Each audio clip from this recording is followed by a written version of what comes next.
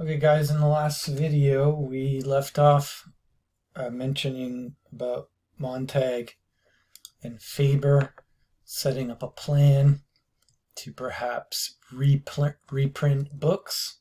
Faber told Montag to get some money, and Montag is gonna leave off leaving the copy of the Bible with Faber, and he sends Montag off with the device in his ear that Faber has invented that's like a seashell radio, but it's a two-way radio. And so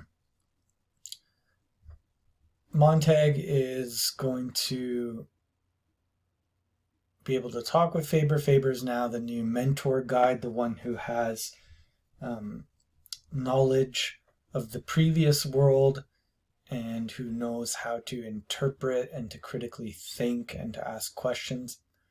Faber is a little bit cowardly, though. He's kind of hiding in the shadows, kind of using Montag almost as the body and he as the brain in a way. So just going to point out a couple things in this last video. This will be the last video on the Sieve in the Sand section, and then there's the third section, Burning Bright. So just again, note that there's like a common, consistent background of war. So the nuclear war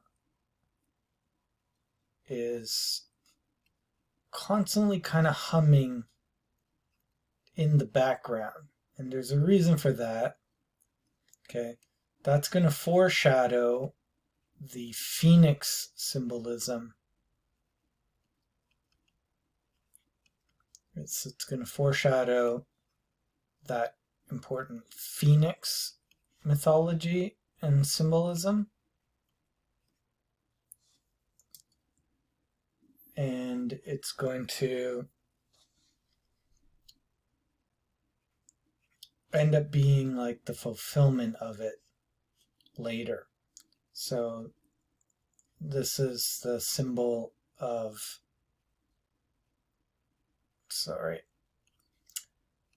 of a kind of death and resurrection through fire. And the phoenix burns itself up every 1,000 years and then rises again from the ashes as a new bird with new life and new energy and so on, which is going to be connected really to, the civilization. So the phoenix bird will represent society being reborn. But that will come later, but just notice the war is always in the background, kind of humming, jets screaming overhead. There's a lot of commentary on that and noting of that because it's pointing toward the ending, so it's this foreshadowing element. So you could feel the war getting ready in the sky that night, the way the clouds moved aside and came back, the way the stars looked, 1,000,000 of them swimming between the clouds like the enemy discs, and feeling that the sky might fall upon the city and turn it to chalk dust, and the moon go up in red fire. That was how the night felt. Montag walked from the subway with the money in his pocket. He had visited the bank, which was open all night, and every night, with robot tellers in attendance. And as he walked, he was listening to the seashell radio in one car. "We have mobilized 1,000,000 men. Quick victory is ours if the war comes." Music flooded over the voice quickly, and it was gone. 10,000,000 men mobilized, Faber's voice whispered in his other ear. "But say 1,000,000, it's happier." "Faber?" "Yes." "I'm not thinking. I'm just doing like I'm told, like always. You said get the money and I got it. I didn't really think of it myself. When do I start working things out on my own?" Notice Montag is frustrated because he doesn't know how to critically think, but he desires training in how to think. He doesn't want to be a robot like the robot tellers, at the bank machine here. He wants to start to learn how to think and not be Faber's robot.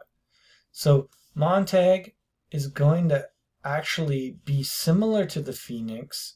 He's going to self-destruct. The Phoenix burns itself up. Okay, there's self-destruction. And Montag now is holding massive power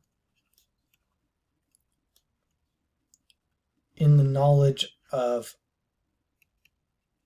the books and the secret of the books. But he doesn't know how to use that knowledge because he doesn't know how to think yet. And so we're going to see Montag start to self-destruct because he can't handle this new development. He doesn't know what to do with this information, with this knowledge, with this power. He doesn't know how to interpret the books. He doesn't know how to interact and communicate with other people and explain why it's important. So a lot of things is because Montag will become erratic and strange behavior because he's just overwhelmed. He can't cope. His entire world is falling apart, and he himself is committing treason and could get killed for this. It's not something light that he's undertaken. So notice Faber encourages him. You've started already by saying what you said. You'll have to take me on faith. So just by saying hey, I want to think, Montag says, I want to think. I'm not thinking. He's already started to think by asking that question. Notice Faber mentions faith here. And the poem that Montag's going to read to the women at his house is going to have to do with faith, actually. I took the others on faith.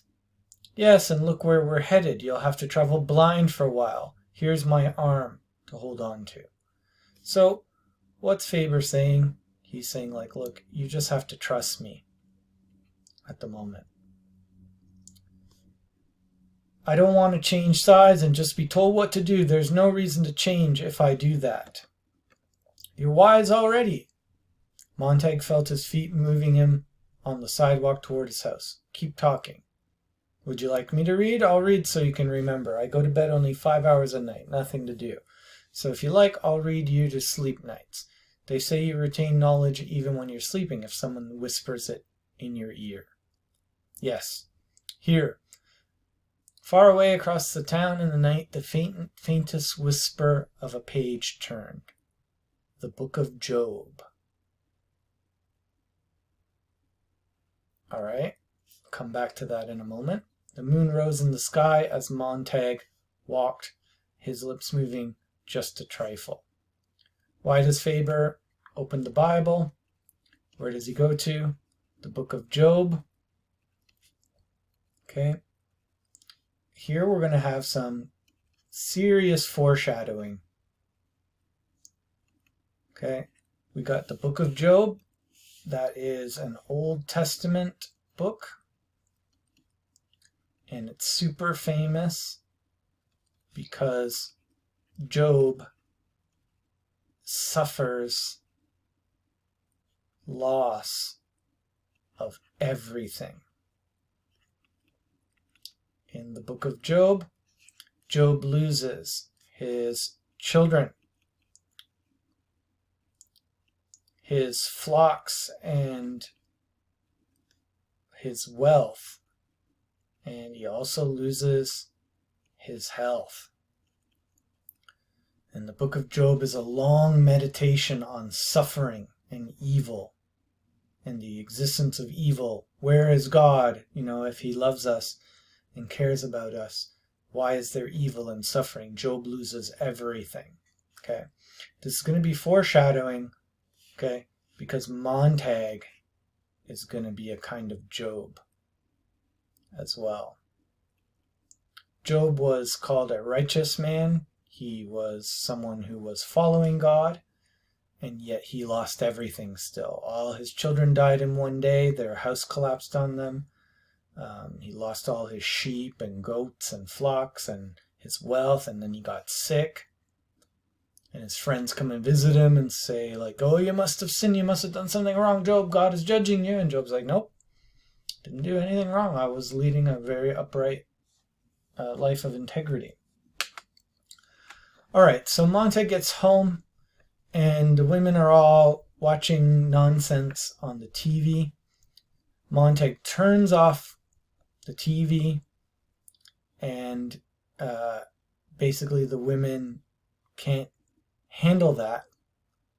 They start to get extremely nervous because he's turned off the TV. We mentioned this last video, but he shuts off the TV and says, let's talk. And the women jerk and stare and are really nervous, and they don't know what to do with this because they're used to not thinking and not talking. And they go on talking a bit until the point that Montag starts to kind of act crazy. And he actually pulls out a book in front of these women and comes back with a book and startles everybody. And who's saying damn it all, damn it all, damn it? Faber. Saying, what are you doing? So Montag becomes erratic and irrational. And Faber's whispering, Montag, Montag, hold on, don't.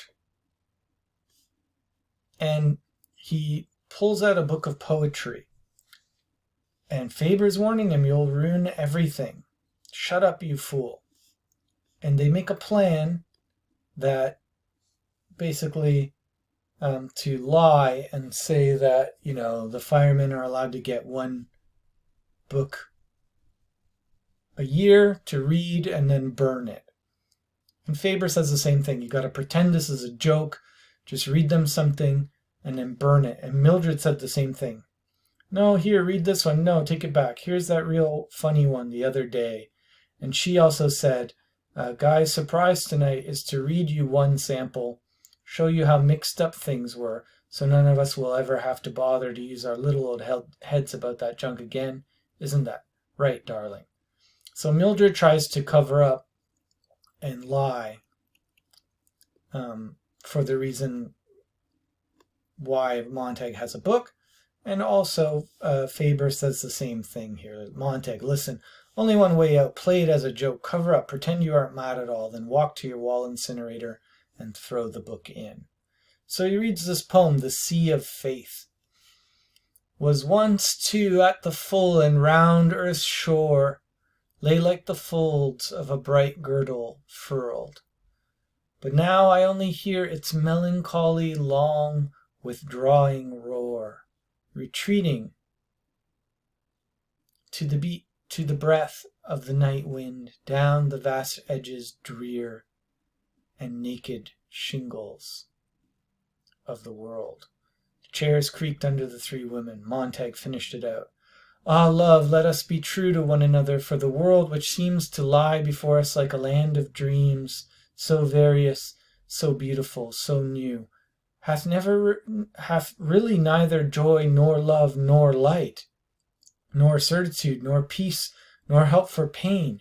And we are here as on a darkling plain, swept with confused alarms of struggle and flight, where ignorant armies clash by night. So Miss Phelps bursts into tears.